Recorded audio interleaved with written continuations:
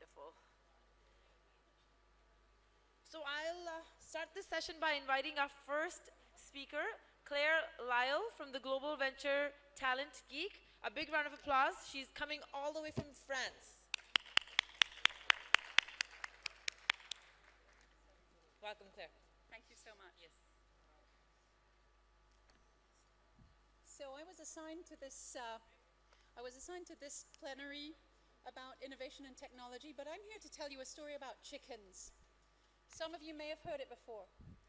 It was a US university experiment, and they wanted to learn about superstars. Chickens' productivity is pretty easy to measure. You just count the eggs. The scientists running the experiment wanted to find out what made chickens more productive. So he designed a really beautiful experiment. Chickens live in groups. And so first of all, he selected just an average group of chickens, and he left them alone for 6 generations. He also created a second group of the individually most productive chickens. You could call them super chickens. And he put them together in a super flock. And each generation, he selected only the most productive ones for breeding. After 6 generations, what do you think he found? Well, the first group, the average group, they were doing just fine. They were all plump, they were fully feathered, and they were producing many more eggs than at the beginning.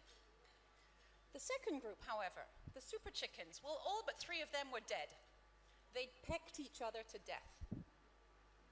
So the individually productive chickens had only achieved their success through pushing and shoving the other ones and killing them. So what kind of children are we raising? Society seems, whether in India or Kenya or Italy, to be traditionally telling us that we should be raising super chickens, urging them to be doctors, lawyers, CEOs, investment bankers. But I think society has got it wrong. I believe we're encouraging the wrong kind of aspirations and are educating our young ones in a way that forgets the most basic human qualities. We're pushing them to get 100% scores in exams. But when they graduate from IIT or Peking University or Cambridge or Harvard, few of them have actually volunteered or truly traveled or helped the lady down the street to go for a walk because she doesn't manage it on her own anymore. They haven't learned another language or got a paper round or traveled in a proper way with a backpack. They've just pushed and shoved to get those 100% scores, and they've left a few dead chickens along the way. Companies and organizations, including McKinsey, the UN, and Goldman Sachs, are for sure looking for those 100% scores, but they want those scores to come with communication and empathy skills too. And you don't find those skills accidentally along the way. You find them by doing all the things that you don't easily find time to do when you're studying from dawn to midnight. How can we fix this? We have to find ways to encourage schools and society at large and organizations to shift the emphasis, to open their doors differently. And we must encourage our young ones, whether our own children or students or young professionals, to have the courage to take time to discover themselves, to define their likes and dislikes, and to forge a path towards a true mix of skills and passion in their lives. This is what I'm here to do. I hope you'll find time to speak with me to see how we can help each other to make this happen. And if you're in any doubt at all, just ask yourself, what kind of chickens am I raising? Thank you. Thank you very much. Thank you. It's a pleasure. Thank you. It's always nice to get that kind of information like we were discussing yesterday. Sometimes we don't know where our food comes from, you know, we just see it in packages and we don't get to learn about it. So this is fantastic. Thank you, Claire. Next we have Mr. Dilip Venkatraman. He is CEO of Videotape, and he's been part of our All Ladies League, helping out at this event as well. He's from India. Big round of applause for Mr. Venkatraman. Hello, sir. Are you sure people can hear me? Would you like this mic? Then my hands will show it. Yeah, just try it, otherwise I'll get the voice. Hi. Can you guys hear me? Because it looks like we... No. Can we do something about the sound in the front? Gentleman in the back over there? Hi. Can you guys hear me? Is this better? That sounds better, right? Yes. Is this better? Yeah, see. Yeah. Okay, hi. First, good afternoon. I hope you're all feeling good after your lunches. and I hope to wake you up if possible. Just kidding. It's an absolute honor to be here to talk to you all, and it's great to see all of you here, and it's good for me to even speak to you guys. Okay. Now, in terms of what we do, you see, we are a next generation media company which is working on videos. Now, why videos? You see, video, it's kind of more or less a closed argument that is going to be the way media is going to get consumed in the near future, at least for the next decade or so. So if that's happening, we are working on how to make the video more engaging and how it can be used across various, aspects of life, including education, sports, so on and so forth. So we are building one of the first interactive smart video platforms. Now, what is this smart video? You see, you remember those small phones we had in our, earlier the phones, first they were like a brick and then they became small, used to make calls. These days, you use your phone also to make calls. Agreed? The same way, what we are working on is, a video is just for watching, right? But now if the video can engage with you, if it can interact, if it can do intelligent things for you. First clinical research paper in autism with stem cell therapy. And after that, we have now achieved 69 publications in national and international peer-reviewed journals. We have written over 12 books. We believe that along with research, we have to empower our patients and their family. So we write guidebooks for them. And now, India is a leading country for STEM cell. All the Western countries were a little lagging because of the embryonic stem cell banned by George Moore. So I'm very happy to see that India is leading, and we are one of the pioneering institutes for stem cell in neurological disorders. I would like to thank Dr. Rekha Bhalkani and Dr. Lal, who first laid the stepping stone for me to come back in the profession. There was a time when I was stable after the treatment and I wanted to work, but I had a fear in my mind. Oh, now I'm no more as healthy as before. How are my patients going to look at me? I will be a doctor, but will they accept me? That was a big fear. But these two doctors gave me the belief that I can do it.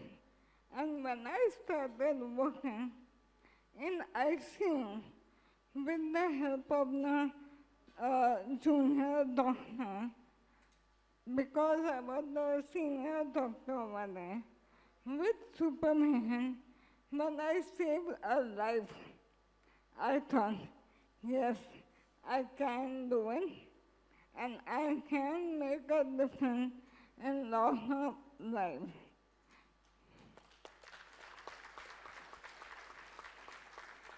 I realized that when a patient comes to a doctor, they are not looking at how you are looking, but at your knowledge, how you care for them by heart.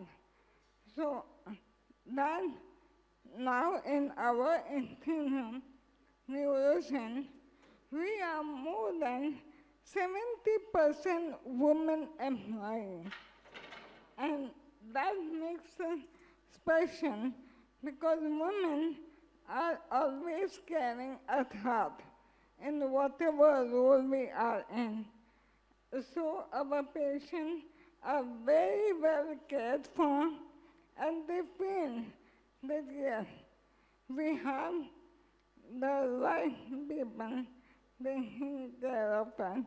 So I'm very proud to be a part of the institute. And my future aspiration is to eradicate neurological disorder through research. Like smallpox is now eradicated. There was a time when people were dying of it, but now we've forgotten. I want world to forget ALS. So one day I know it will happen, and I will work towards it till the goal is achieved. I would like to thank my family, my sister, and my whole neurosurgeon team who support me in my day-to-day work. Also, I have started Azhari Hope Foundation, the first organization NGO working for ALS patients in India. So through the foundation, we help the patient and the family to overcome this thing. I would like to end with a Michael Jackson song. Heal the world, make it a better place for you and for me and the entire human race. There are people dying. If you give enough for the living, make a better place for you and for me.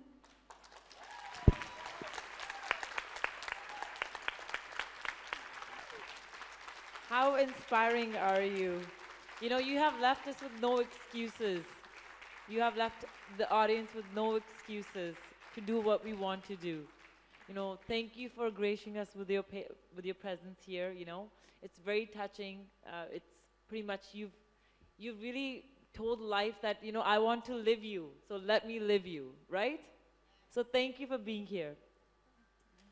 Thank you for giving me this opportunity. Thank you very much. A big round of applause. Wow, I'm left speechless. I need a minute to recoup. Next, I will have Emanuela Donetti, co-founder of Urbano Creative SRL from India. From India? Okay, Italy. Says India for now. But I love India. I can stay here if you want. Oh, wonderful. So first of all, I have a big tradition. Can we take a selfie together? Yeah. Yes, with everybody. With everybody. Please smile. Say cheese. Thank you. So, I am so glad to be here, and thank you to the prior speaker because of her powerful message. This is what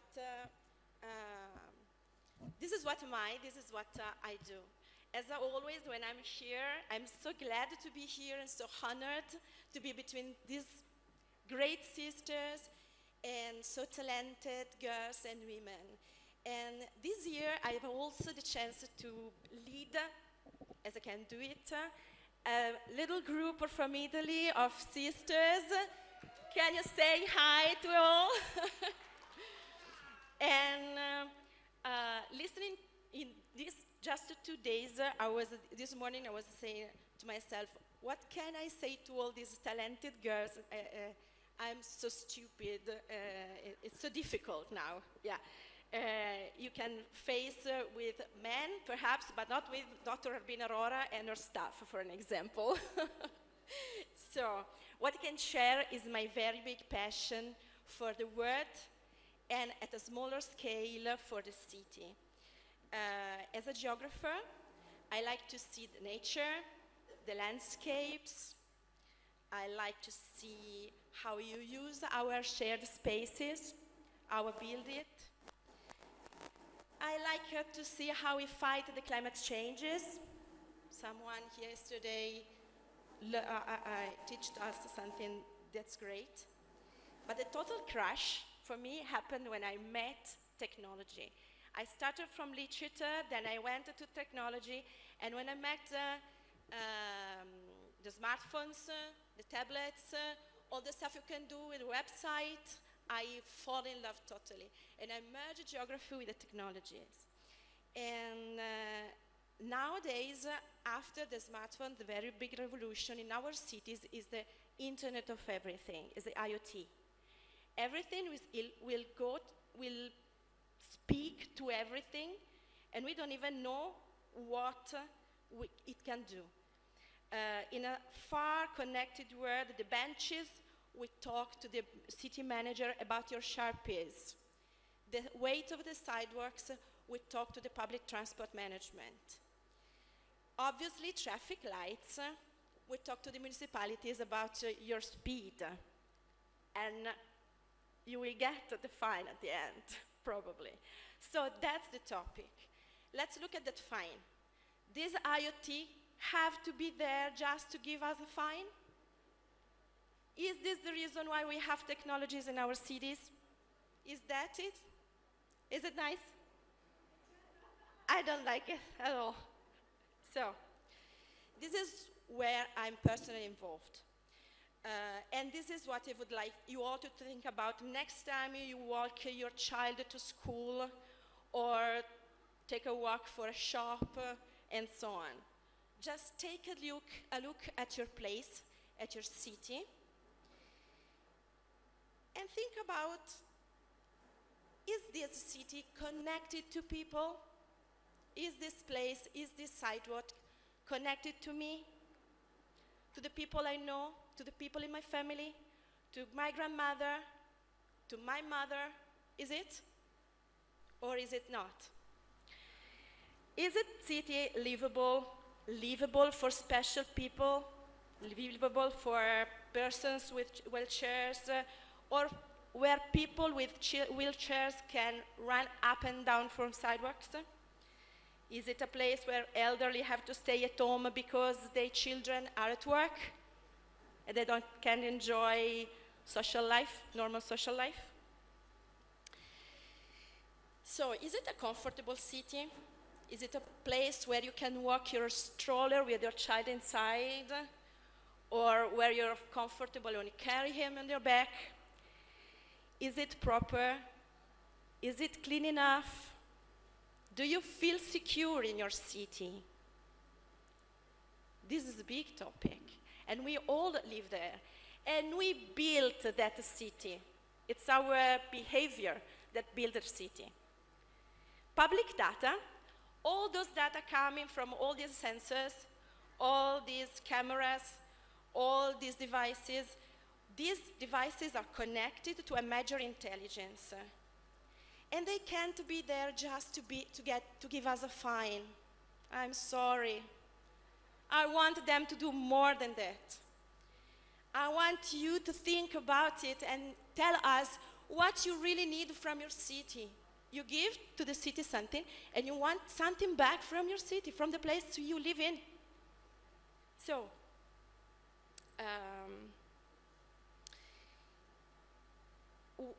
the reality is that these devices are there to help us building a better place. Like she said before, we need that better place. We want that better place. Every one of us has, in some way, some special needs. And those needs, they have to be resolved from the city and give back to you.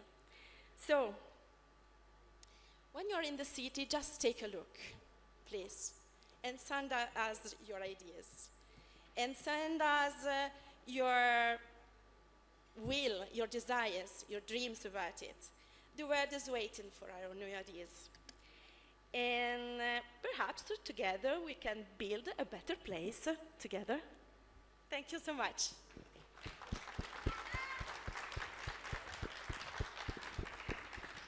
All the sisters from Italy. Well, thank you for creating that beautiful speech on creating a foundation for yourself, you know. Thank you so much for sharing your insights on that. A big round of applause for her. Thank you. And next we have Gamuchirai Mutezo. She's Chief Operation Officer's SEA Africa. I can welcome her on stage.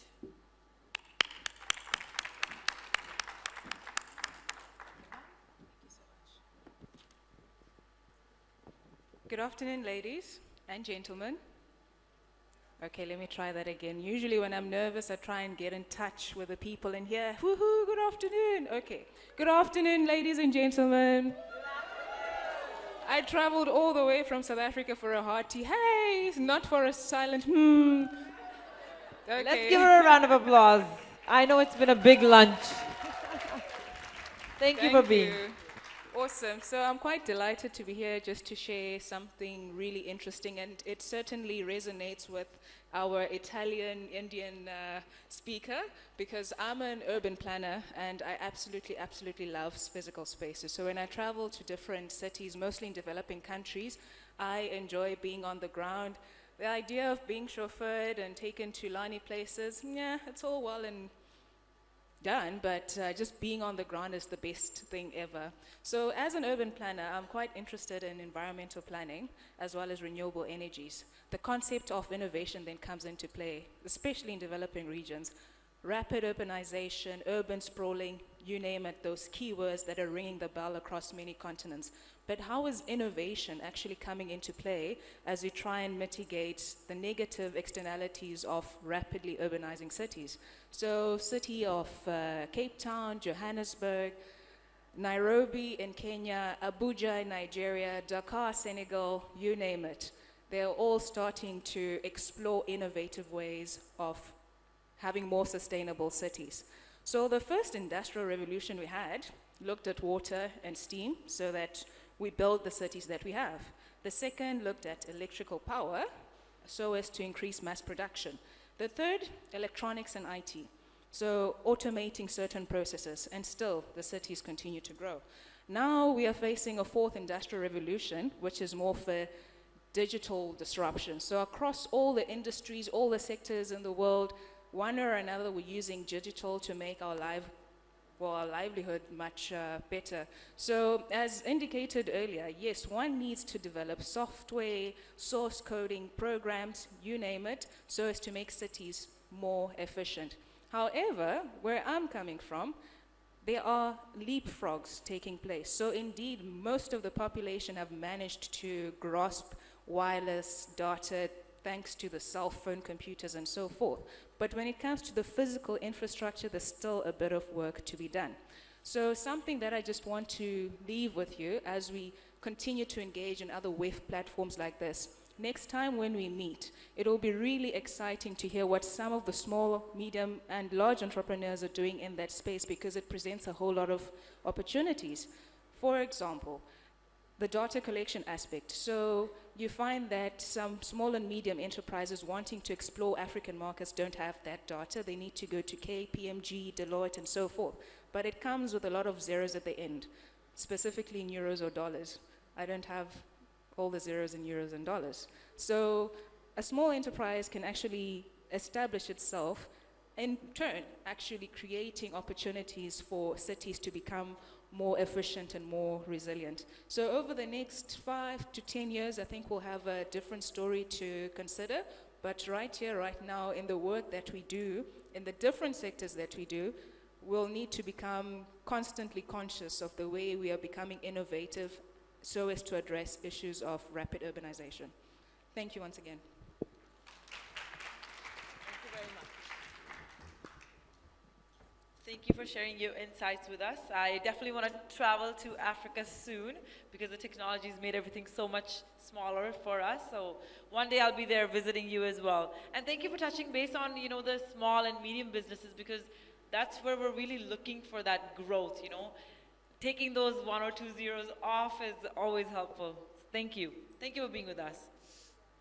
And next we have Jeanette Falotico. She is the founding principal at Trinity Consulting Group, LLC. Is she here in the room? I had announced her name earlier. No, okay, she is not. Then I will go to Miss Madi Sharma. She is social capitalist, Madi Group, international business broker, educational entrepreneur, speaker from the UK. And she's been wanting this mic from me from a long time. I told her she couldn't just sit there. Hi. I have a UK passport. I live and work in the European Union. But my heart and soul is Indian. I'm a proud Punjabi. It's the home of my father. What has India taught me?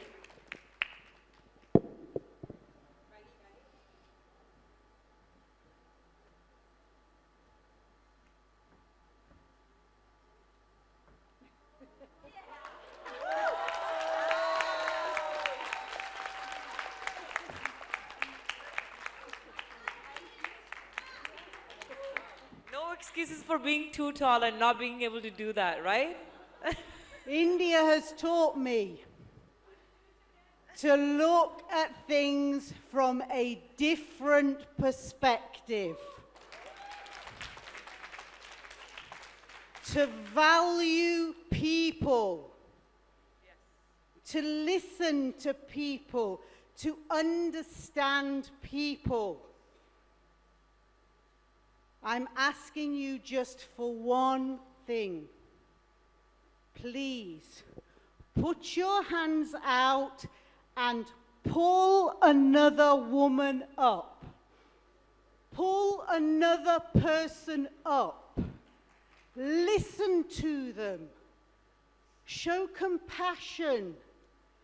Educate them. And empower them, please. Because together, all of us can change the world. Gandhi said, you must be the change you want to see. Madi says, you must be the change you want to see, no excuses. And if you want to know more, it's in the book. Thank you very much. Namaste. Thank you, Ms. Sharma. I never thought I could do that, but maybe I'll have to try it. Even in heels, that's even better. Thank you for giving us that empowering speech, and we're thankful that you're here from the UK, but your heart's in India still. Big round of applause for her again. Next, I have founder of Technologies PVT Ltd, Maya Ja. Miss Maya Ja? Manya. Manya Ja. Welcome. Would you like this one or this one's fine? Anything. Okay. Hello everyone, thank you for having me here, and thank you ma'am for bringing back the excitement over here. Thank you for inspiring us and giving us that energy of, and we've seen a proud Punjabi, a proud Indian showing us the energy. So today I'll be talking about technology. We have someone mentioned about Industry 4.0. Yes, we all know about the era that gave us electricity, and then came the computers, and now we are entering the era Industry 4.0, where computers and automation will come together in a very different way.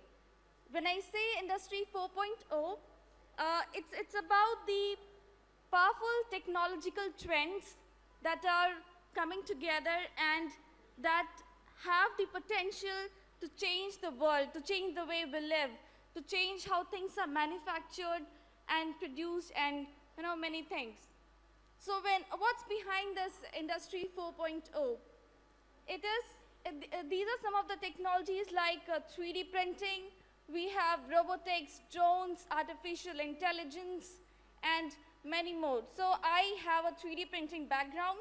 I'm the founder of a startup, a 3D printing startup. So we are all set to democratize manufacturing, make it local. And in a very layman terms, I would try and explain 3D printing. 3D printing You can say it's digital manufacturing. If you have a 3D design file of an object that you would like to create, it is very much possible to have that object, to hold that object in your hand. 3D printing is now changing the way technologies make, the way industries make things, and it's almost entering, almost many industries have already started adopting it, be it 3D printing organs. The big minds have already started exploring 3D printing organs, shoes, and many more things. When we talk about innovation, 3D printing forms the basis of innovation. It helps people shape their imagination. We as a company, we are working with a lot of high-tech industries, like someone mentioned Internet of Things, IoT. We are working with drone companies, robotics, and we help them accelerate their product development process so that they innovate faster, they make new products for us, and we all move together. The 21st century has brought us, it has brought a lot of innovations along with it, and we see a lot of new things coming our way every now and then. It's not possible for us to keep track of every technological advancement that's happening, but it is suggested, and it's my suggestion, that given the significant amount of impact that any technology has on our daily life, we should keep a track of at least the technologies that are going to leave a big impact on our lives and are going to become the next big wave. So thank you. Thank you, Manya. I totally agree with you. There's so much innovation, so much technology. How do you keep up with it? But let's follow a couple of them and be good at it, right? Is that what it is? Yes. I think I'm good at a few of them as well now. I'll go to my next speaker. We have Mr. Nehaal Mayur. He is Youth Representative to United Nations Department for Public Information from the USA. We're in the USA, Nehaal. I live in New York. Wonderful. Thank you. Round of applause for Nehaal. Dignitaries on the dais, off the dais, dear friends and colleagues, good afternoon. I'm speechless. Before coming to this podium, I had such a great speakers, and I'm so glad that I got an opportunity to stand here and speak in front of such an intelligent speaker. So I graduated from the university campus outside my college, so I was always out. I don't have much knowledge about the technology because I was sent out all the time. But I got an opportunity to stand here and share the view of innovation. It is important to know that innovation does not happen only in a lab or a research center or a big incubation center. Innovation you can find in the smallest town which cannot even seen on a Google map. I would like to share a story of one common person from India. After a massive earthquake in 2000 in western part of India, Gujarat, this person's house was completely destroyed. And when he went inside to his house and he saw his fridge was broken down into pieces. And he said that I have a broken fridge and I'm a poor person and this is my poor person fridge. He was a potter, thought to do something just to get a cold water for himself. And he had a pot. A pot is a very common product which you get in every individual's house in India. In every Indian house, you find a pot. And he changed a shape and he made a fridge out of it. And today it is well known as a Miti-cool fridge. And when we introduced that technology in the other part of the world, people say, are you kidding me? And a fridge and a refrigerator which is working without electricity can give you cold water. That is not possible, but that's innovation. So innovation does not mean that that it should come from a big classroom or from IIT or from IIMs. So I have one more short story which I like to share because I can't speak more on technology because I have my colleagues, they are briefing about the technology. So one more story from Nepal earthquake. After the massive earthquake of Nepal, there was continuously tremors in that region. So people were scared that now what next? Because people lived in that trauma, that next moment again we can face the same earthquake. And one of the persons said, why don't we build eco-friendly building which is earthquake resistant? Is it possible? This question was raised. And the answer came from the United Nations Department for Development Program, where in 2014, a person from India had introduced eco-friendly earthquake building resistant program in United Nations. And it is the buildings which are made of plastic bottles, which are plastic waste material. And that technology is introduced in Nepal now, and the buildings are made which is earthquake resistant up to 9.3 hectare. So that innovation which is used in Nepal was introduced by Indian in New York. So we are here to network, to share our ideas. It is not important that the technology which is there in Sweden cannot be replicated in any part of Africa. It can be easily, just we have to share an idea and the technology to the other people. And what we use this platform, I'm a voice of 400 million youth and children around the world who are make this world 50-50.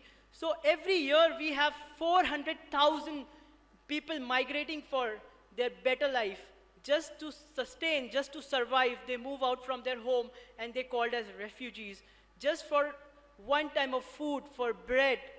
To stop this migration, we don't need big invention, we don't need something big, we just need a small contribution. The technologies which we have available anywhere in the world, introduce to them, they will never leave their house. There won't be refugees in the world if you give them a basic nominal life, where we get a good food, shelter, clothing, and good education. I take up an opportunity at this economic forum, Women Economic Forum, and request the leaders, request every innovator in the room to think globally and think about the ideas which we can create a common platform. We can share the similar and replicate in other part of the world and reduce the migration and see that everyone lives with harmony and peace on this planet. I wrote a small quote after I was motivated yesterday in this room with such a beautiful ladies and audience. So I wrote one small quote. Women is a mother, women is a sister, women is a friend, women is a neighbor, women is a colleague, and women is a wife, women presence in everyone's life. Let's every man stand in the room and say that I stand for equal women rights. Thank you. Beautiful. Very, very, very nice.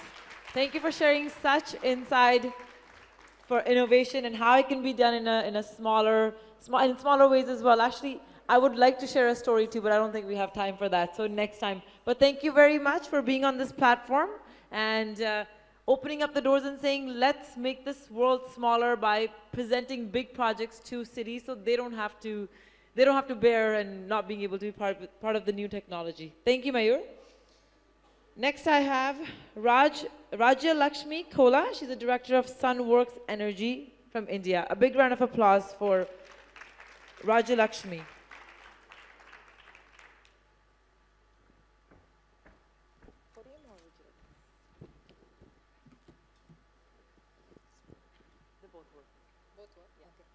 Good afternoon, everyone.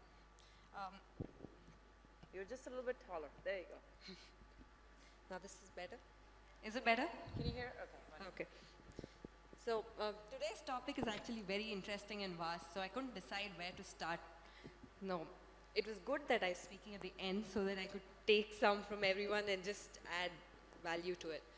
So there are two things I would want to split it in. One as innovation in energy, and other one is smart cities or smart infrastructure. Innovation in energy, a lot of them have pointed out earlier. I think this is better. A lot of them have pointed out earlier, there is not so much connectivity or facilities across the world. So we need a lot of innovation, and we are working towards it for getting energy through to everybody in the world. So we're looking at renewables, and there is a lot of need of storage as well for this to go across. So there are a lot of villages and rural places which do not have energy even to cook their own food. This is where there is a need for innovation. And coming to smart infrastructure. So what is a smart infrastructure? Smart infrastructure is an infrastructure that can measure, monitor, and analyze for us to react. So we have infrastructure like the roads or utilities with water, electricity. But why does this need to be smart? We have utilities sending us water every day. Everybody uses water. But we are looking at a resource which might go short sometime. So we need to understand how much we're utilizing. There is data. It is not very difficult to collect data. So it is all about measuring this, monitoring it on a regular basis, and analyzing it. And with this, we can react. Because you know how much water you require, and accordingly, you can plan for how much you need in the future. If there is a shortage, this is when you start planning. You cannot get water the very next day if you run out of it. So this is why we need smart infrastructure. It's not just water in road. Like someone had mentioned earlier about the traffic tickets.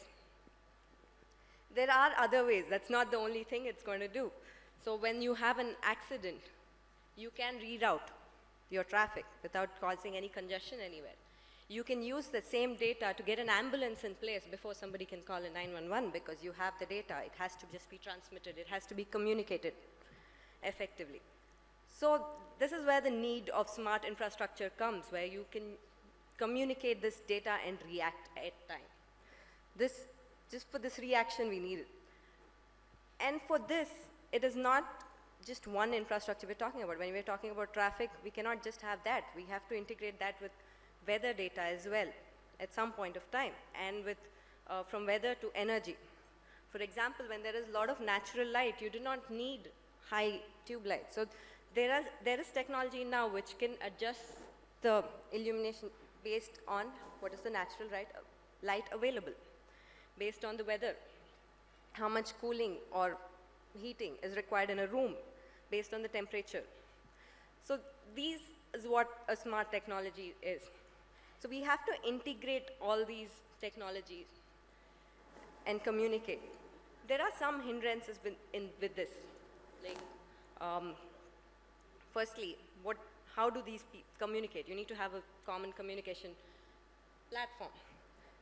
And everybody knows how technology in a phone changes so fast. Like within an year, it's changed. And you're talking about investing in a technology, in an infrastructure. What if you invest like 20 crores and then tomorrow it is outdated? So we have to think about expansion as well. So when you're talking about smart infrastructure, it's also about this infrastructure lasting for a long time. One other thing about reacting is, what is the requirement? We should be able to analyze the requirement and expand accordingly. A lot of cities face the problem that they cannot grow anymore. There is congestion in a lot of forms. So these smart technologies should help us to react and avoid a congestion before it comes. So this is where it comes. So the technology is going to change very often, and we have to make sure we can react accordingly. Like whatever we are building now, we're putting an RFID. What if RFID becomes redundant tomorrow? It cannot happen because you build a road which is meant for 100 years. You are looking at a technology which is going to last probably a year.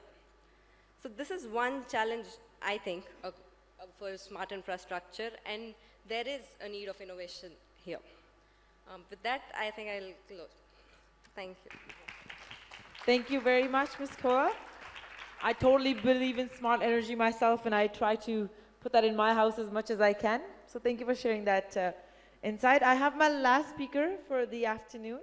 Her name is Xenia Loizidou. She is a director of Isotech Ltd, all the way from Cyprus. A big round of applause for Cyprus in the house. Did I say it correctly? Thank you very much.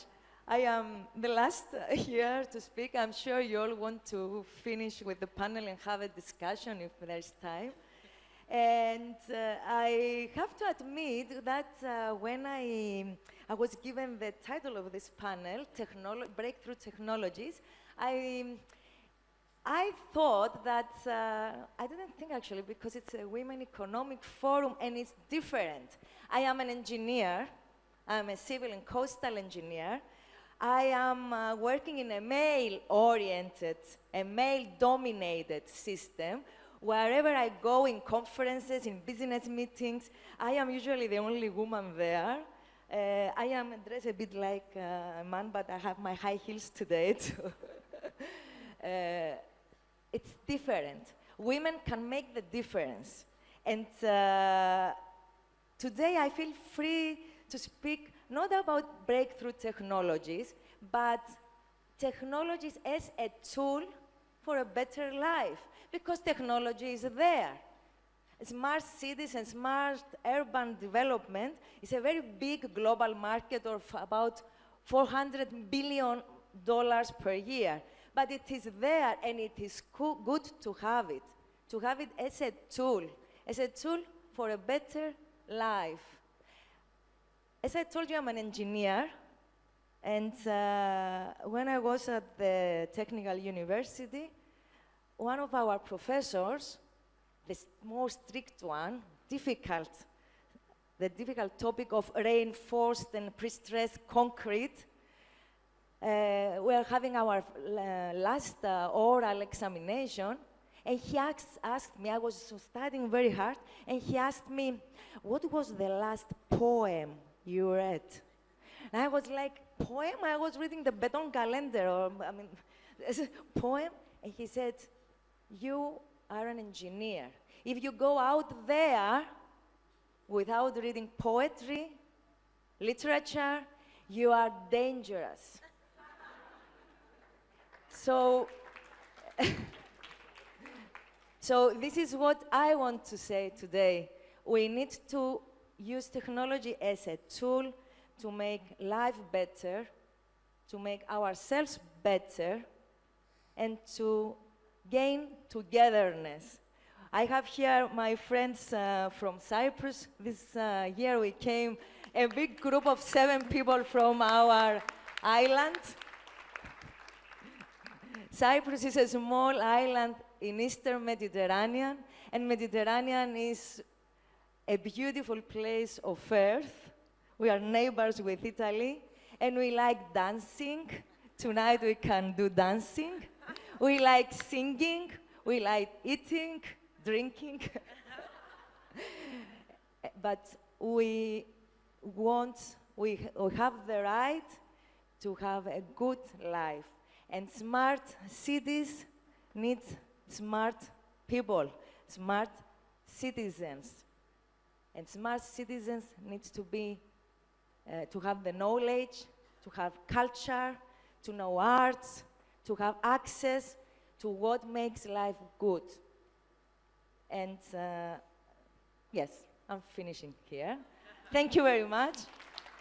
It was great to be again in Women Economic Forum, talking about a better life through technology. Thank you so much.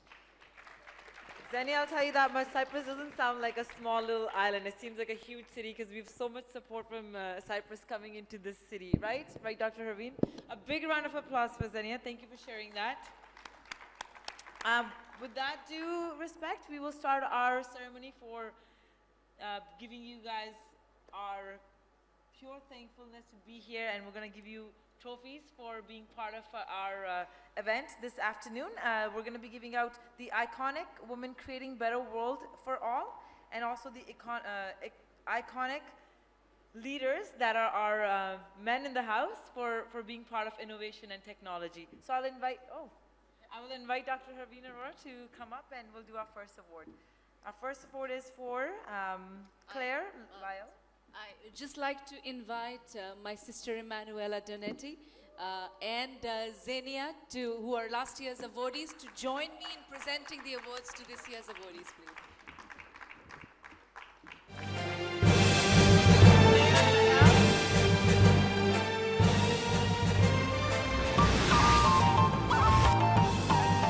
Claire, if I can have you come up on stage. Claire Lyell, Global Venture Talent Geek.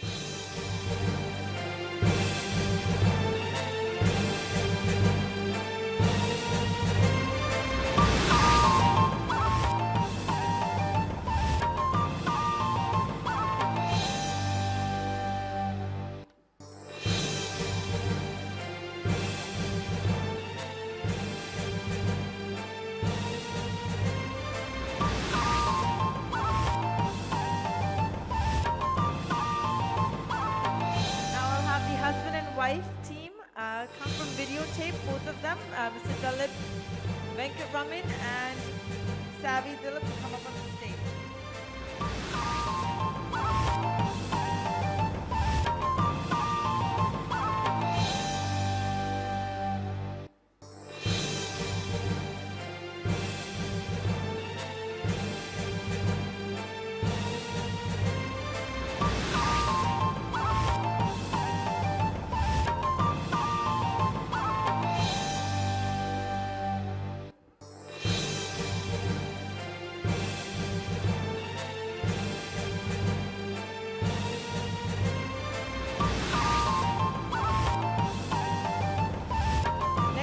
Dr. Hemangi Sane.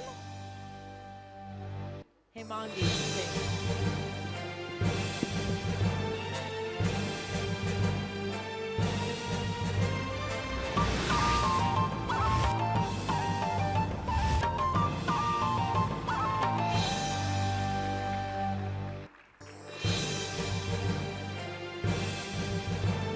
Next, I'll have Ms. Donetti, co-founder of Urbano Creative from Italy.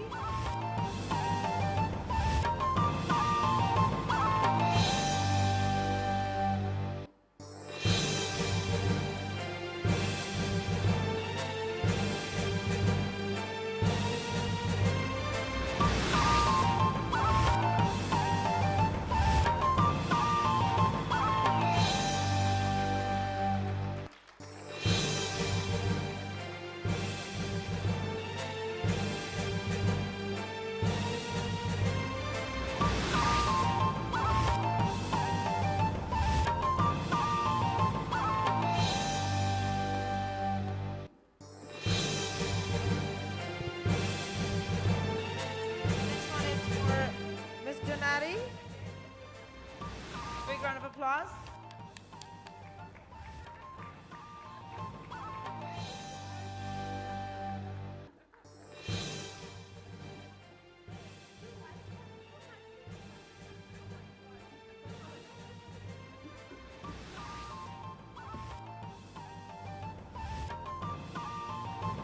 Next, I will have Ms. Kola come up to the stage from Sunworks Energy.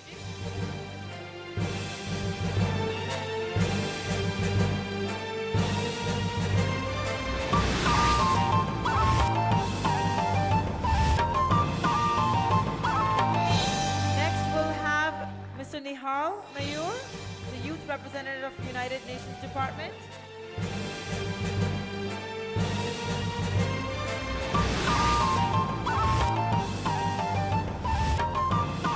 Next, I'll have Manya to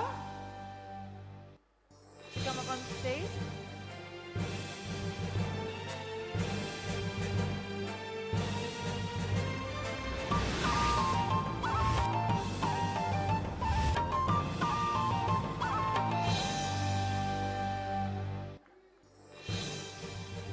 Our social capitalist from the Madi group, Sharma, to come up on stage and receive her award. Madi, thank you for turning things on their head. Madi and I share our birthday. Thank you, Madi, for being here.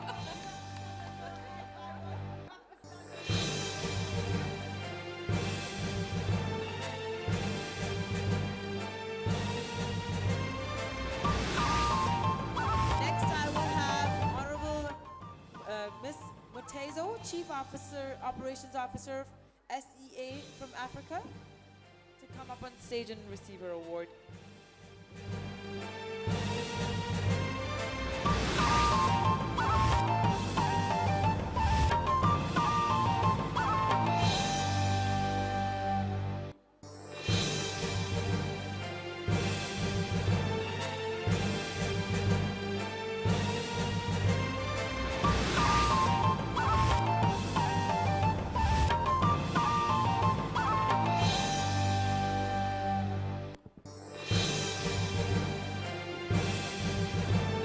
Ladies, we'll do one group picture so everybody can go off and do their thing, because our next session will be starting any minute. Yes, so one group picture.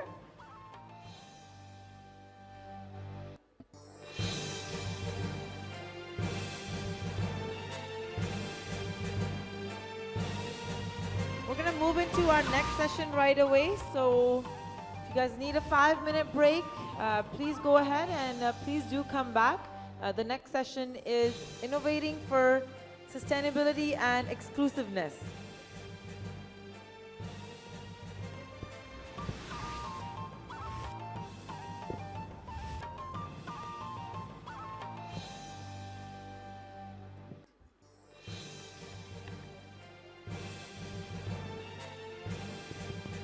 Test.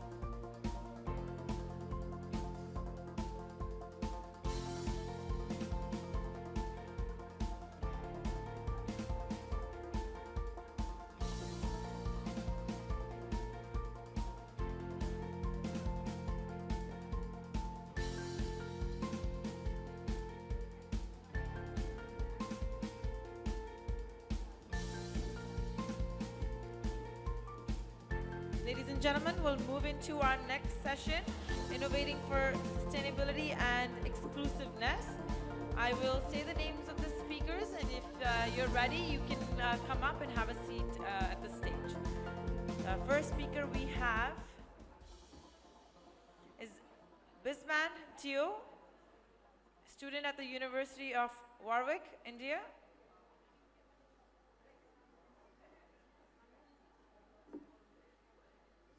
Camille R. Glover, Minister, Attorney, Advocate, Philanthropist from the USA.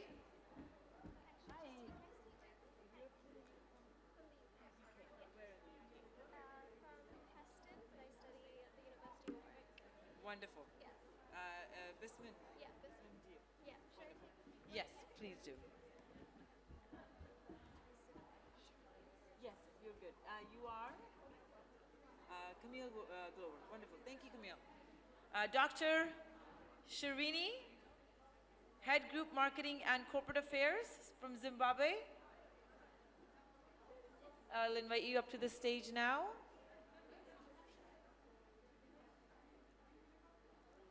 Dr. Gikilir, founder and CEO of Dollaborate GmbH from Germany.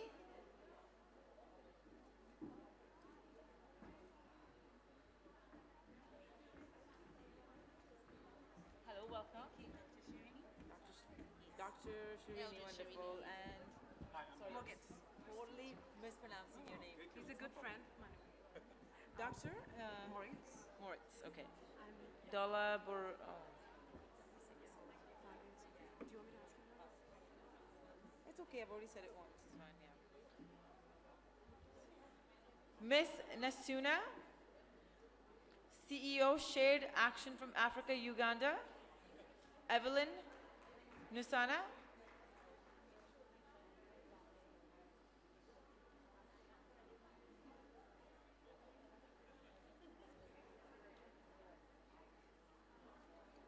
Hannah Nyamaki, Experienced Agriculture Extension from Ghana.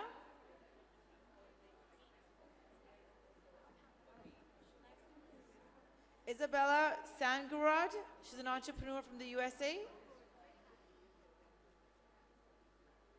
Pallavi Srivastav.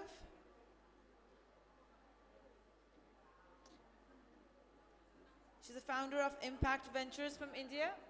What is your name? What is your name? Pallavi, wonderful.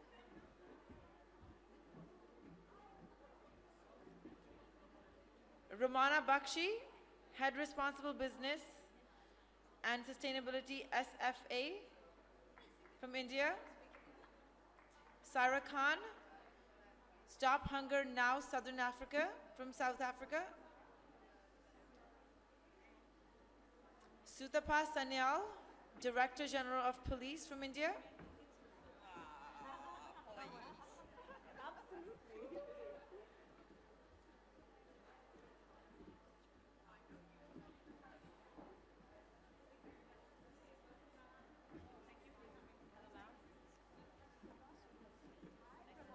Lovely to have you on board. Ramona, I'll have you all the way.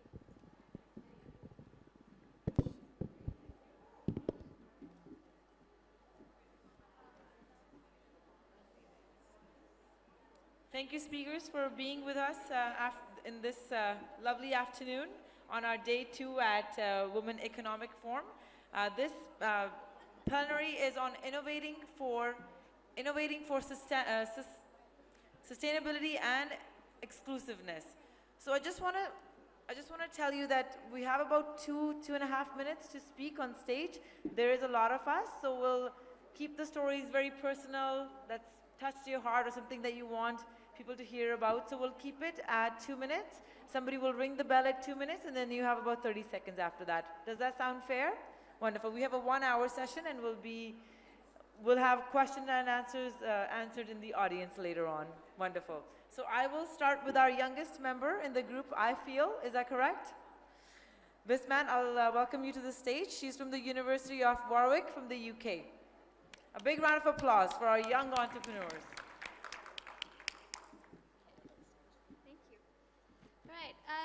afternoon, everyone. It's an absolute honor to be here amidst all of you today. I just landed 3 hours ago from a 9-hour-long flight from the University of Warwick, but seeing all of you and the enthusiasm in the room sure has me back in the zone.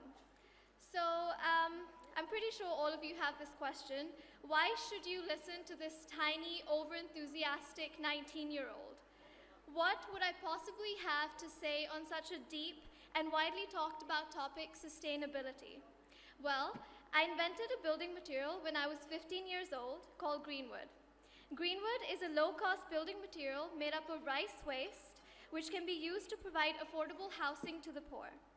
I was also a keynote speaker and panelist for the launch of the flagship publication of UNICEF, The State of the World's Children 2015, and have been a youth judge for one of UNICEF's competitions.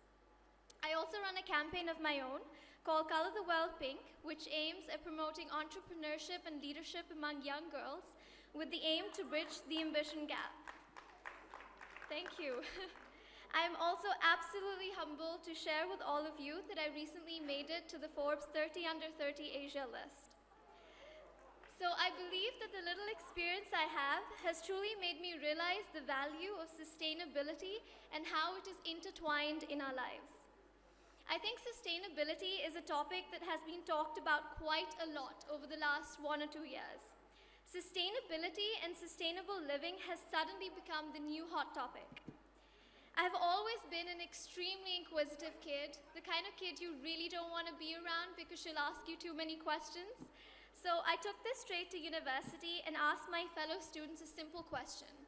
What does sustainability or sustainable living mean to them? It was extremely interesting to know the variety of answers I got. Some said it's an awakening of people for the want of a greener planet. Some said it's cooperation and interdependence of people and organizations, while a very interesting answer I got from one person was, it is the people realizing that we can no more fool around and we will be the end of us. We're demons of our own destruction, and sustainable living is that ray of hope which will save us. Now that answer was a lot darker than I anticipated, but it did make sense to me. We hear the words innovation and sustainability almost every day. But what does it mean exactly? Is it about people or culture, our environment, or jobs and money? Is it about cities or countries or the planet? Is it about you and I, or is it something for other people to worry about? We live on a planet with finite resources that are depleting by the minute. Sustainable living is the only way forward if we want to save the system from dismantling. I believe that innovation is the backbone of sustainable living. When I say innovation, I am not talking about the innovation involved in Apple Watches or hoverboards, but I am talking about innovation that makes a true difference to the masses and the planet. Things like edible spoons which reduce plastic waste, or seaweed light bulbs illuminating homes. We have a unique opportunity to innovate based on who we are and the way we see things around us. I will be talking more about innovation and its importance in today as well tomorrow evening at 7:15, so do come and give it a listen. I would like to end by saying sustainability is not a trait that we are born with. Sustainable living needs to be on our to-do list. Also here, I'd like to quote one of my favorite Chinese proverbs. When the winds of change blow, some people build walls, while others build windmills. The wind of change is innovation.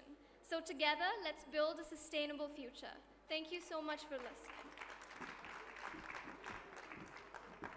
Thank you, Bisman. I hope this convention you're going to learn lots and lots from amazing ladies around you. Being so young and so entrepreneurial, it's really nice to see. Thank you. A big round of applause for our young entrepreneur in the house.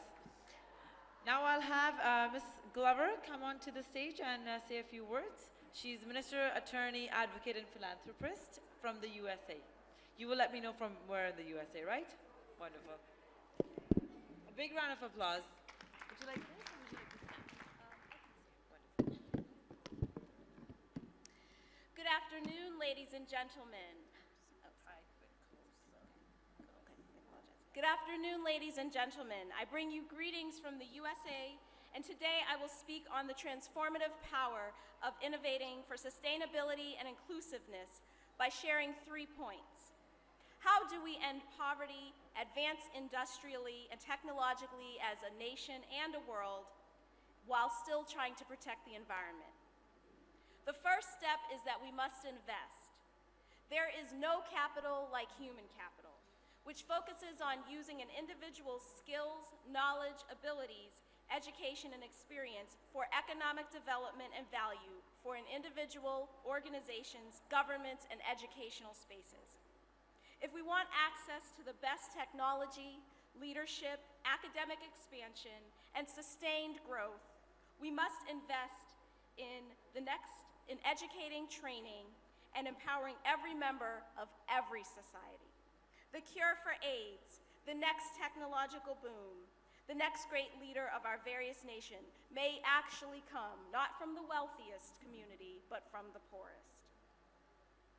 And in order for that person to reach their greatest potential, we have to commit as individuals, as organizations, as educators, and as government officials to give every individual access to the pipeline of greatness.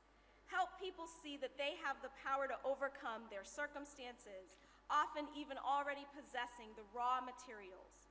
But simply investing in individuals while great is not sufficient, because this investment is more than merely just pouring money or time. This investment requires our engagement. After investing in human capital, we must engage one another. Everyone needs a mentor and a sponsor, or as I like to call it, a mentor sponsor. A mentor counsels, educates, and teaches and guides others. We can mentor others by volunteering in schools or after-school programs, creating or being involved in helping give real access to job trainings, opportunities, and the development of others, by going into developing communities and actually helping build or oversee infrastructure so that people can have greater access to expansion. However, we must also be sponsors of others, or as I call it, mentor sponsors. What does it profit a person if they receive the greatest education but can't get a job to help develop their community? Or if they have all the knowledge but no option for upward mobility? Sometimes we need to be the person that helps make sure the person gets a job. Sometimes we need to be the person that helps give them opportunities and access. Sometimes we need to be the person that will invest in their company or connect them to the people that can open doors for their greatness. And after doing this, finally, we must encourage those we invest in to return on the investment we've made in them by enlightening or inspiring others. No matter where you are in your life or career, you must always enlighten and inspire others. While climbing, you can also uplift others. While being invested in or poured into, you can also pour into others. Innovation and sustainable innovation often comes when we can witness another person's journey to greatness. However, inspiration for others comes when we bear witness of our own journey to those who are watching us. Sometimes we must be transparent about that journey. In closing, I leave you with the final stanza of Max Ehrmann's poem, Desiderata. In it, he states, "With all its sham, drudgery, and broken dreams, it is still a beautiful world. Be cheerful and strive to be happy." And in final closing, I want to just say, continue to be sustainable innovators. Thank you. Thank you, Dr. Glover. I believe mentorship is very important in every step of the way, so thank you for bringing that up. I have had lots of great mentors, even being in WEF. So thank you. Thank you again from coming from so far away, miles and miles away, and it takes so long to get here, but you're here with us, so thank you. Next, I have Dr. Shirini. I was able to make friends with her on Friday night a little bit. Welcome onto the stage. She's Head Group Marketing and Corporate Affairs from Zimbabwe. Welcome. A big round of applause, ladies. Some energy would be beautiful right now. Let's hear it. Good afternoon. Wonderful. Good afternoon, ladies and gentlemen. I'm Dr. Shirini, as introduced. I'm from a financial institution called CBZ Holdings, which is based in Zimbabwe. So my contribution to this topic of inclusion and sustainability will be mainly from a financial services perspective. What you have noticed over the years is that there has been a widening gap regarding gender inclusion, particularly of women and girl child. So you will find that women, because of cultural issues, do not have the capacity or the collateral to access funding to scale up their businesses and grow them to the next level, because obviously of things to do with inheritance laws, inheritance issues, a women's places in the kitchen, etc. So from a financial perspective, I think there are three key stakeholders that can actually reshape the future of women, and I've redefined economics today to womenomics, which is growing sustainable economies through gender inclusion of women. To that vein, I would like to actually add my voice to the issues to do with how governments can come in to support this drive for women economics, or rather womenomics as I would call it. You will find government needs to have a direct and deliberate stance towards redefining laws and policies, towards promoting financial inclusion for women and economic growth and sustainable development. From a financial side, we also need to play our part really in terms of funding women projects, creating micro and special tailored products for women, unlocking funding to the women's sector through working with governance to fund for renewable energy sources. Most of our women, particularly in my country, are in peri-urban and rural areas. So it says, even if they want to produce and process their produce, they do not have the capacity because they lack access to energy and access to internet, as well as infrastructure networks. So what we need to do as a partnership with government, with women, with the financial institutions, is to ensure that we actually capacitate women with off-grid renewable energy sources like solar, to allow them to redefine and upskill themselves by using what they already do, like the small-scale farming, producing the peanuts or processing for export, because that is the future of the economy. Tomorrow's economy really will be based on social entrepreneurship and innovation in terms of technological and digital innovation. So my take is that as women, we need to change our stance. We need to stop being the victims. We shouldn't be apologetic for who we are and the skills that we possess. We have what it takes to commercialize those skills and grow huge economies. I think when you look at the McKinsey stats, we're talking about $428 trillion in terms of capacity by just correcting the gender divide. So I believe through womenomics, women are the future. We can harness sustainable development for our economies and the globe at large. So I say let's carve our space, let's take a bold step, let's leap into the future, let's commercialize our skills, because we are so multi-skilled. I think we're the only ones that are able to watch your favorite soap at the same time, taking care of the baby with a pot on the stove at the same time. So we've got the ability as women to multi-skill, and we do it flawlessly. So why not convert that ability into economic activity that will transform the future of the globe? So that is my parting shot to all of us ladies. Let us be bold, let us carve our place, let us take the vixen mentality, lose the victim mentality, and change this inability to reality and ability. Thank you so much. Now, that was a bold statement for sure. Thank you for sharing that with us. Next, we have Dr. Moritz, all the way from Germany, who's going to be sharing his thoughts of innovation with us. Welcome, Doctor. So first of all, I have to say I'm really thrilled to be the quota man on this panel. And I'm very happy that this is a conference where the men are the quota. So the topic of this panel is innovating for sustainability and inclusiveness. And there are three elements in this topic, right? I think one is a task, one is a reason, and one is actually the method or the process or the solution for this task. So what is the task? The task is to innovate. We know the word innovate, and we have it heard, especially in the panel before. It comes from technology. It comes from the business world.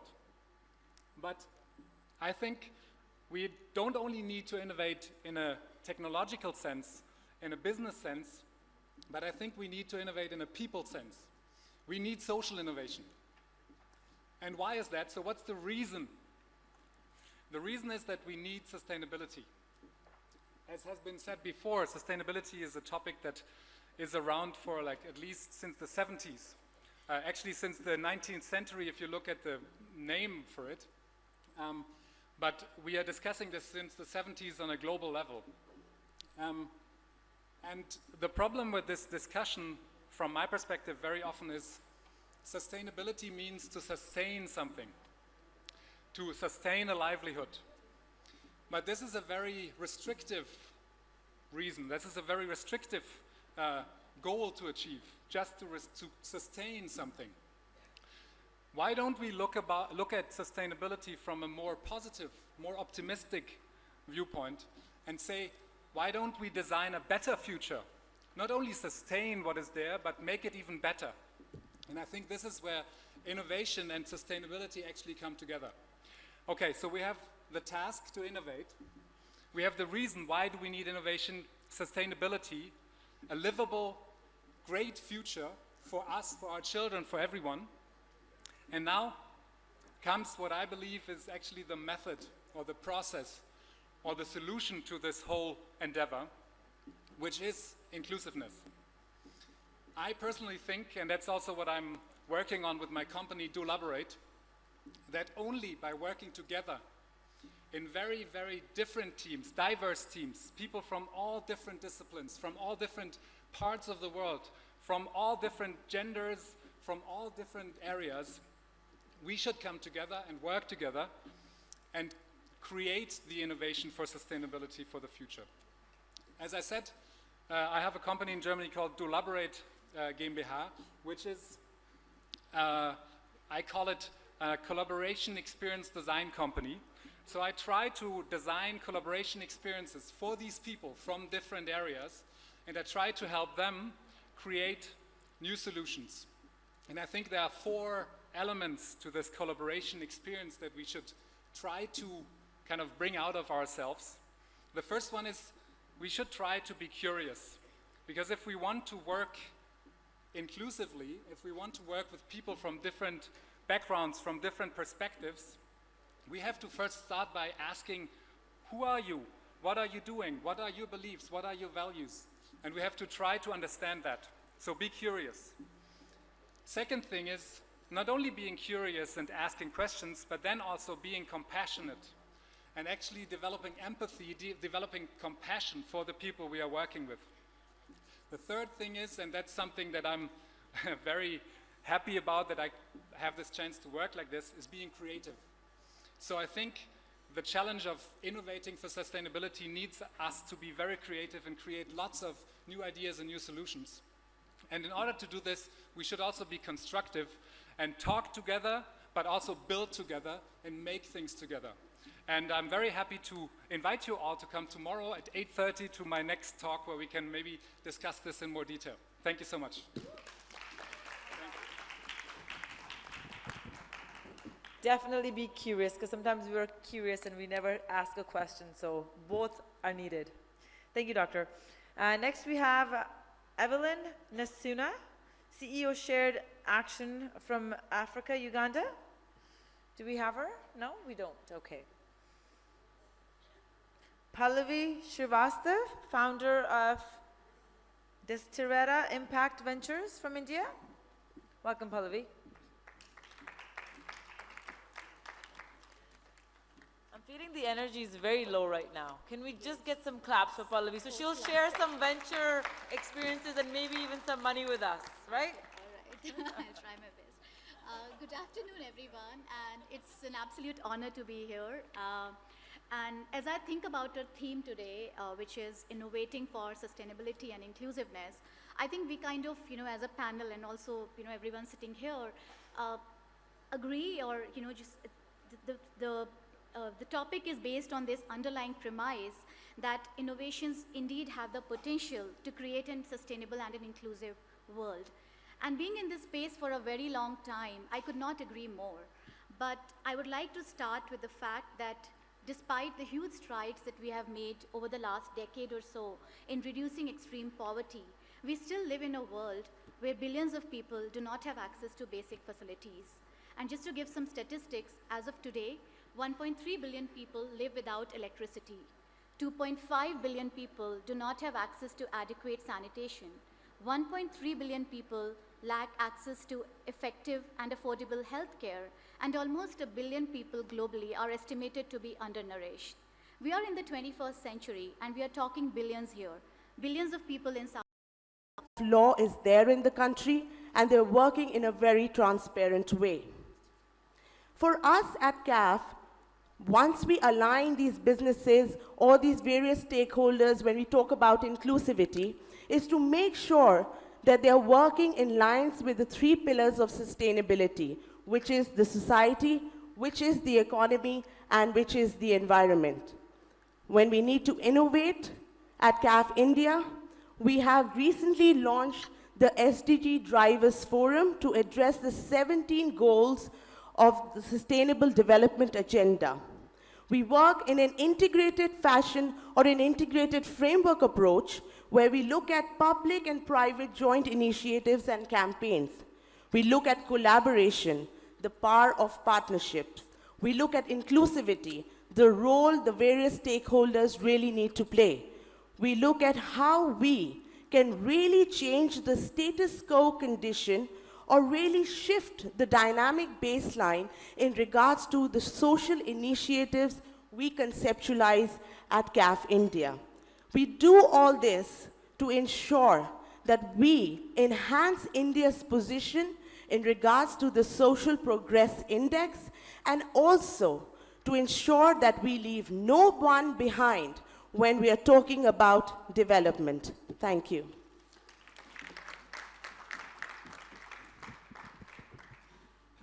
Thank you, Ms. Bakshi. Next, I have Ms. Sarah Khan, CEO of Stop Hunger Now Southern Africa. She's coming from South Africa. Big round of applause for her.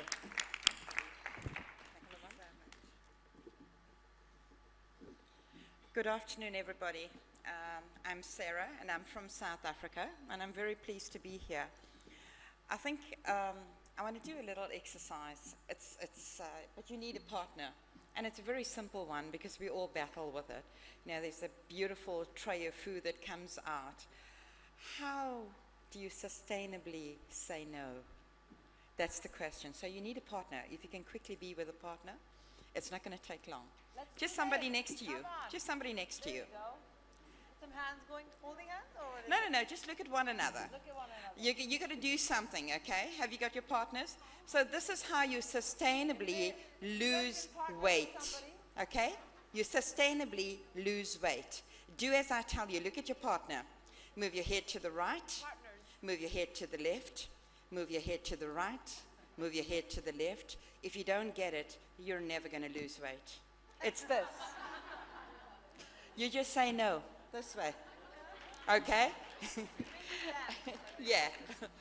So to tell you a little bit about what we're doing, inclusivity and being an organization that's in the NGO sector, it's very important to us, especially being sustainable. And it's very difficult when you're dealing with children. How do you make a child that's under the age of 6 sustainable? You can't really do it. So the way we do it is by focusing on the early childhood development facilities that we work with. Currently in South Africa, we are serving 58,000 beneficiaries with a healthy, nutritious meal approximately 5 times a week. It's still not enough, guys, because we've got 3.1 million children under the age of 6 facing food poverty in South Africa. So how do we make this a sustainable business? It's only by empowering other women. 9 out of 10 times, there are women who come from indigenous communities, who have never been educated, but who have heart. If it weren't for these women, these children would not be alive. So there's a lot to be said and to be done with them. And what we do is we empower them.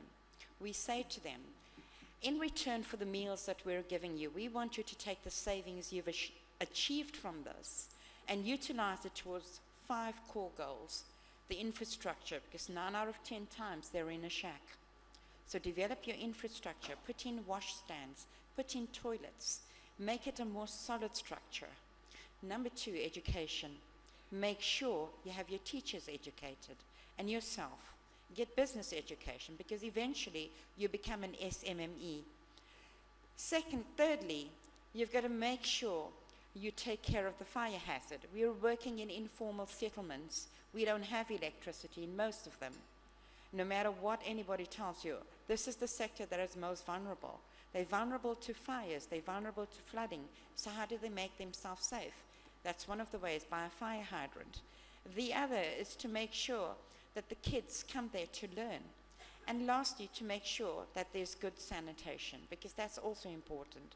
So by utilizing this, we've got the ECD Connect program that currently has over 300 ECD facilities.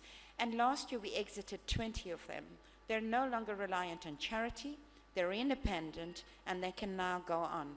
This year, within the next 2 months, we release another 20. And for me, that is progress. This is the sustainability that we have brought into it. And if you have any questions, I will take them later. So thank you very much. Thank you very much, Sarah. Sometimes when we do small projects and we want that continuous growth, sometimes we just have a hard time just maintaining that. So thank you for sharing those numbers. Sometimes we get discouraged that they're small numbers, but I strongly believe if you can keep it and sustain it, small numbers are powerful as well. So thank you, Sarah. Next I have Ms. Nehaal. She's the Director of General of Police from India. Welcome, Ms. Nehaal.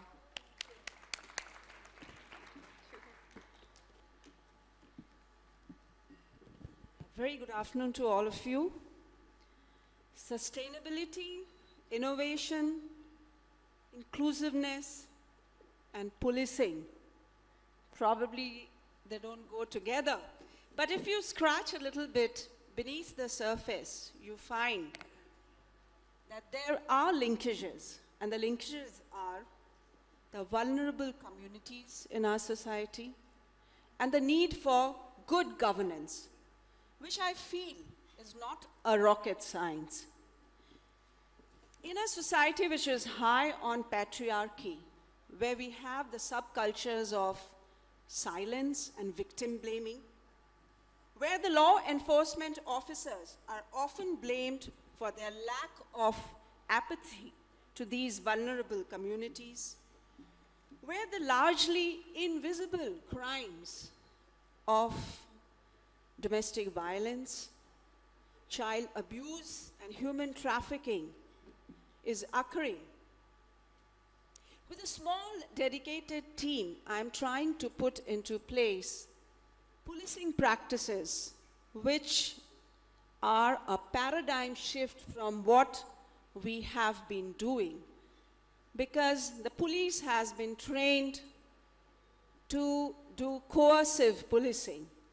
What is needed in today's society for sustainability and inclusiveness is a kind of proactive community policing, where you try to involve people, where you try to bring on board the various stakeholders, and then try to give relief to people who are looking up to you.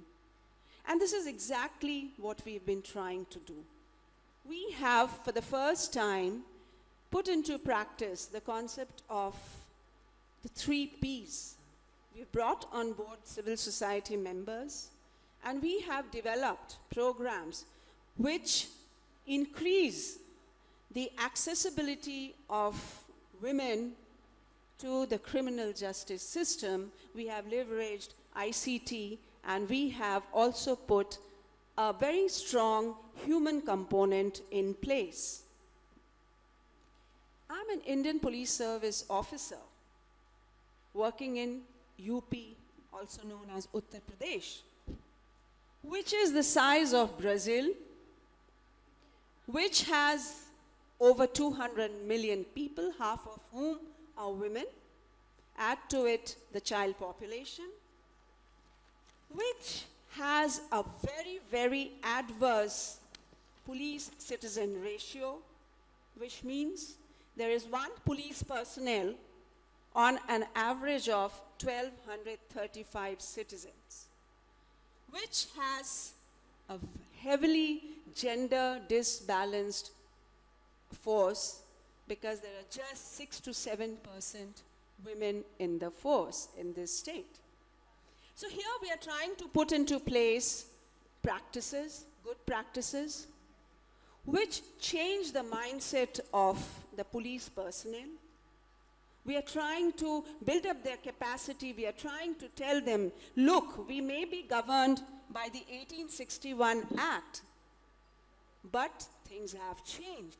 Now people are aware of their rights. They are asking for it. And it's high time that a change came in the pattern of policing which we are giving to our people. Governance needs to change. Governance also needs to get in elements of creativity.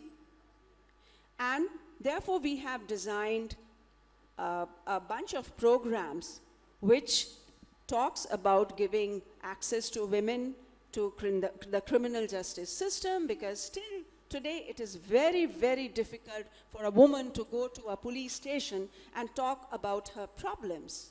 We are trying to change the mindset of the police, yes, and we are trying to involve the society in all our programs. We work with school children, both boys and girls. We tell them about the laws of the land, how the women can empower themselves by coming to know about the laws of the land, and how the boys and what the men have to be careful about, because post-2013, there has been a sea change in the laws of the land. So these are some of the things which we are trying to do, and thank you so much, WEF, for giving me this platform. All my thoughts and all my feelings are for all of you here in the room.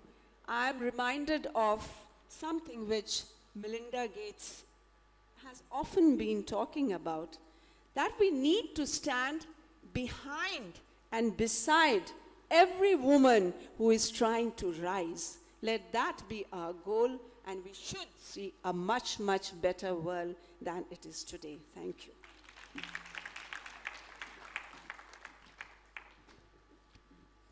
Thank you so much for that inspiring speech, Ms. Nehaal. I never really ever share this, but Doctor has told me to share a little story as well. I actually worked in the police force as well in Canada for a number of years. My background is political science and criminology. So implementing programs, working in a jail has been fantastic for the Canadian police. Implementing and letting them learn and get education in the jail system has been very, very empowering for men that are in jail, you know. So we let them educate and we let them, yes, they've done a crime, but we still can empower them and let them change their life. So a police department that I worked in was called the correctional department. So you're naming it where you're correcting their behavior all the time. So thank you for sharing that, and thank you, Harbeen. I usually keep that a secret because I work in the film business now. So that is a little part of my story. Thank you so much. I'm sorry? Yes, we're working on that as well at some point. So thank you so much to all of our speakers. You guys have been amazing. We are going to be handing out our acknowledgement and our trophies now as well for the iconic women creating better world for all, and also our one leader that's sitting in our group of all these females of being here, and we're going to be presenting you with an award as well. So I'll invite Dr. Harbeen Arora to come up on stage and we'll start the show. Big round of applause for everybody. We'll get the drum rolls a little bit. Not enough energy in this house. Drum rolls. Till the music comes. Doctor, would you like to come up? Dr. Harbeen? Yes, no problem. I'm done my speech.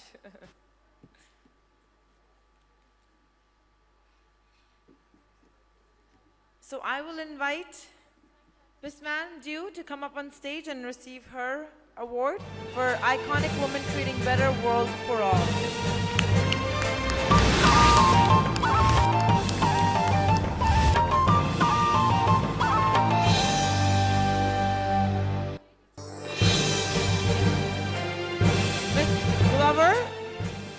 From the USA, Minister, Attorney, Advocate, Philanthropist.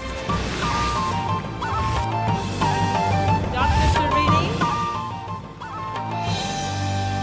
She's the Head Group Marketing and Corporate Affairs from Zimbabwe.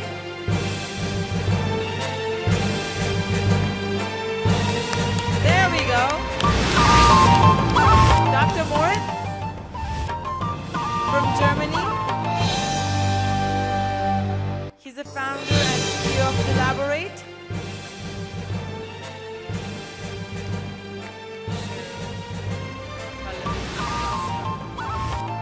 Next we have Pallavi Srivastav.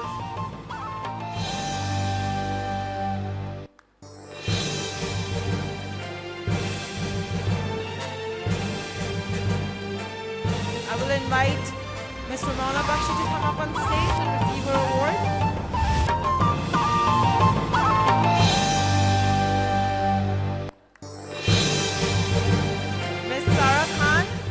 Stop Hunger Now, Southern India.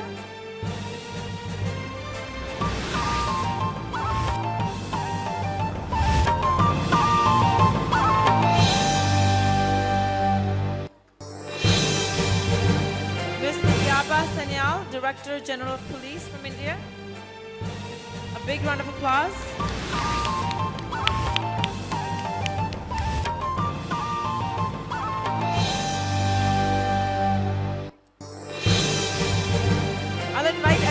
Up on the stage and just do a quick group photo.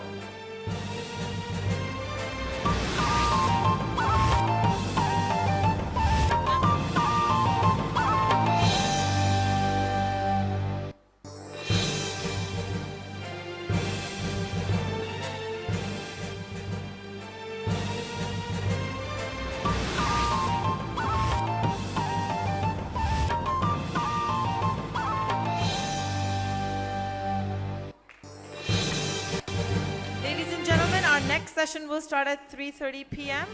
Innovating for education, skills, and human empowerment. This is going to be a large group.